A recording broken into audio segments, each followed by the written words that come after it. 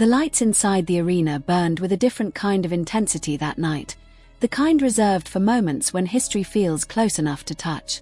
Long before the opening bell, there was a sense that this was not just another title defense or another stop on a champion's reign. This was a collision of reputations, egos, and unresolved questions, wrapped in national pride and amplified by a crowd that understood exactly what was at stake. At the center of it all stood Japan's undefeated phenomenon, Naoya Inoue, and across from him, Mexico's dangerous, defiant challenger, Nery, a fighter who had promised chaos and believed, with absolute conviction, that the night would end early. The introductions alone felt theatrical. Inoue entered as the undisputed champion, a man whose nickname, the Monster, had long since stopped feeling like hype and started sounding like fact. He was calm, almost eerily so, his face betraying none of the tension that rippled through the building. Nery, on the other hand, looked charged, coiled, fueled by the belief that monsters could bleed and that legends could fall. This was not a challenger content to survive or to collect a paycheck. He had come to Tokyo to shock the world, and he made no secret of it. From the opening moments, the fight unfolded with a pace that defied the usual caution of championship bouts. There was no extended feeling-out process, no tentative probing. Nery came forward with purpose, his stance aggressive, his eyes locked on Inoue as if daring him to assert his dominance. The commentary around the ring echoed the underlying tension. Nery wanted it early, and history suggested that he could be vulnerable himself if he overcommitted. It was a dangerous gamble, but one he seemed willing to take. Inoue's footwork was immediately noticeable, light and efficient, a subtle dance that allowed him to slide just out of danger while staying close enough to punish mistakes. Yet, even with that precision, there was an early sense that this fight would not be straightforward. Nery was not intimidated. He wasn't frozen by the moment or the reputation in front of him. He threw with intent, especially that left hand, looking for the opening he believed he saw in the champion's defense. Then, suddenly, the unthinkable happened. A sharp exchange, a moment where Inoue committed just a fraction too much, and Nery's punch found its mark. Inoue went down. For the first time in his professional career, the monster was on the canvas. The arena gasped, a collective inhale of disbelief rippling through the crowd. This was not in the script. This was not how the story was supposed to go. Nery surged forward, emboldened by the knockdown, his confidence surging as if the moment had confirmed every belief he carried into the ring. He pressed Inoue, throwing combinations, hunting for the finish he had promised. For a brief window, the fight teetered on the edge of chaos. Inoue covered up, absorbed shots, and looked, for the first time in years, human. Vulnerable. The first round ended with Nery having delivered one of the biggest shocks in recent boxing memory, and the question hung heavy in the air. Had the monster finally met his match? Between rounds, Inoue's corner worked quickly, their urgency calm but unmistakable. This was unfamiliar territory, but it was also a test of greatness. How would the champion respond? Fighters are often defined not by how they dominate, but by how they recover when things go wrong. When the bell rang for the second round, the answer began to reveal itself. Inoue came out sharper, more composed, his movements cleaner, his eyes focused. There was no panic in him, only calculation.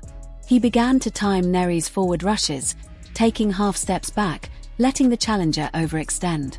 The right hand started to land with increasing regularity, snapping Nery's head back, reminding him that power was not exclusive to one side of the ring. The crowd, anxious moments earlier, found its voice again, rallying behind their champion with renewed energy. Midway through the round, the momentum shifted decisively. Nery lunged in, committing too much, and Inoue made him pay. A perfectly placed counter sent Nery to the canvas, the roles reversed in a heartbeat. The message was clear: mistakes against a fighter of this caliber would be punished, and punished severely. Inoue had answered the knockdown not with recklessness, but with precision and composure, reclaiming control of the narrative. From that point on, the fight began to settle into a pattern that favored the champion.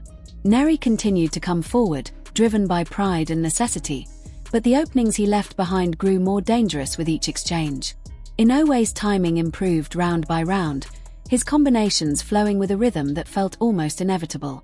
The right hand found its target repeatedly, especially as Nery drifted into its path, moving left directly into danger. There was a certain sound that accompanied Inoue's punches, a sharp, echoing crack that cut through the noise of the crowd. It was the sound of clean contact, of power delivered with efficiency. Nery showed heart, absorbing shots and firing back when he could, but the gap in fundamentals began to tell.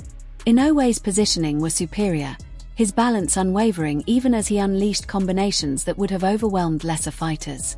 As the rounds progressed, Inoue began to mix his attack, digging to the body, testing Nery's resilience. Body shots have a way of stealing a fighter's breath and resolve, and these were no exception. Nery's movements slowed just enough for Inoue to exploit, his confidence growing with each successful exchange.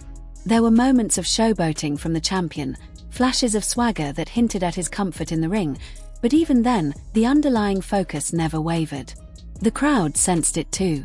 The early shock had given way to anticipation, a collective understanding that they were witnessing the reassertion of greatness. Inoue was not merely recovering from adversity, he was imposing his will. Nery, for all his courage and aggression, was being drawn into traps, lured forward by feints and subtle shifts in distance that left him exposed. By the fifth round, the punishment had accumulated. Inoue's left hook began to land with frightening consistency, snapping Nery's head to the side and forcing him into survival mode.